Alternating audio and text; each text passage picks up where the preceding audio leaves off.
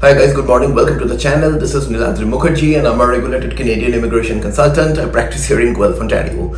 My apologies for a very choked voice. It's been like completely choked till about 2 days back. I'm still trying to get better, and I hope you could listen to me still with this very bad voice.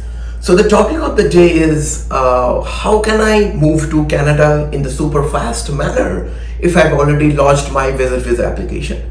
So in order for me to break it down, just let me give you a brief background. I'm getting a lot of questions that I have already lodged my my visit visa applications, and these queries are literally from all over the world, and I still do not see a decision on the file, but I want to really make it to Canada very soon. So what options do I have? Can I make any changes? Can I pay somebody to make it faster? And all sorts of related questions. So here is what it is practically possible for you.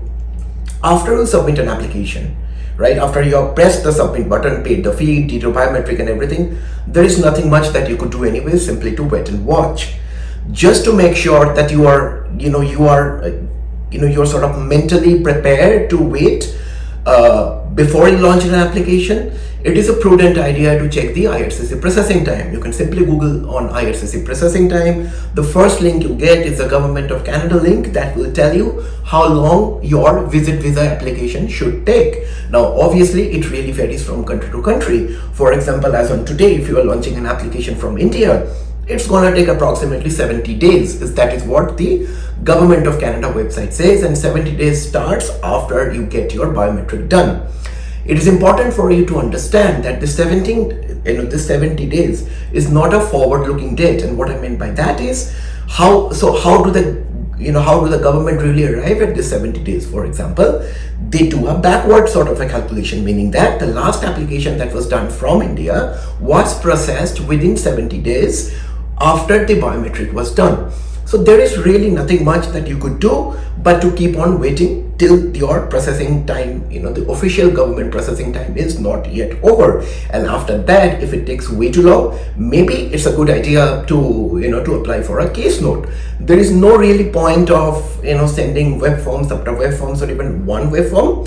You will probably not get a response, or even if you do get a response, that may not be a very constructive response. You will just hear saying that we are still processing the file. Before launching the application, what you can really do is that, as I always say in all my videos, try to lodge a perfect application. Try to provide everything that you think your application should be accompanying with.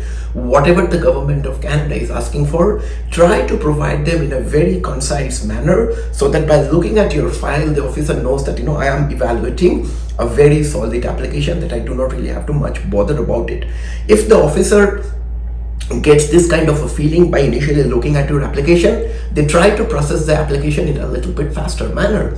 The simple reason for that is these guys are in huge backlogs, and they have a continuous pressure from the federal government to clear these backlogs as soon as possible. So in order for them to do that, they need to be having some kind of a system, and this is what these guys have developed that we are going to process the applications that are done in a proper manner, in the fastest manner, so that the number gets reduced. They are always under the pressure to reduce the 70-day kind of a mark. So try to make sure that you're able to submit a very strong application, provide everything that the government asks for. Do not make a mistake here and there. Do not hide anything. If the officer finds that your application has a problem, I can tell you it is going to take a very long time, and you may not even hear back within a year. I know of cases where people have been waiting for visit visa application for months.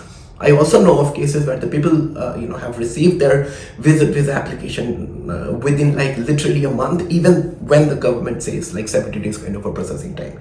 So it happens. But the biggest but here is that do not pay any money to anybody that tells you that they can prioritize the processing for you. I've been getting this question a lot these days. I do understand the frustration, I do understand the desperation, but we have to wait, and there is no person can fasten the processing for you, by bypassing the queue. The things do not work like that in Canada. So if your consultant told you that your application will be processed within 2 weeks by the government, that's a clear lie, because what we can do is that we can tell you the processing time at our end, knowing our sort of work in hand.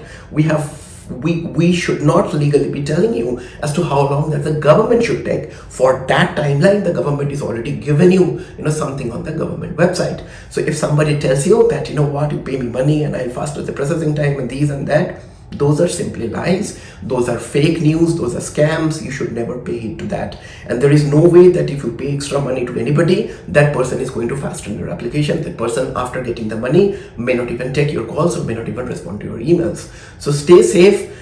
Whatever timeline you see, you should ideally get for a well-made application. You should ideally get your application decision within that timeline. Make sure to submit a very proper application, a strong application, provide everything that the government is looking for on day one, so that the officer doesn't have to do back and forth. That wastes time. If you need my professional assistance, drop me an email, contact@nuvonation.ca. Shall be glad to assist you. Thank you and stay safe. Bye now.